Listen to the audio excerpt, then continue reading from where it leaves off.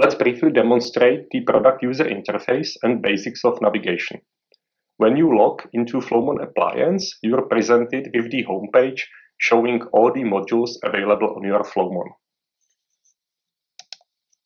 Dashboards and reports present consolidated metrics, KPIs, events, and statistics from individual modules.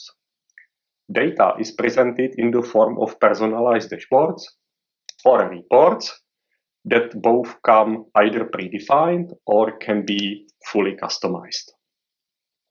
To configure Flowmon for a specific use case, we provide a gallery of presets that correspond to various use cases across monitoring of SaaS applications, infrastructure, or analysis of specific application protocols. A required use case can be selected and installed in few clicks. To navigate to a specific Flowmon module, such as Monitoring Center, use the main navigation menu.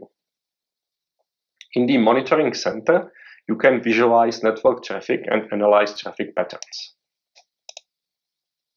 Common operation is a drill down to understand bandwidth utilization.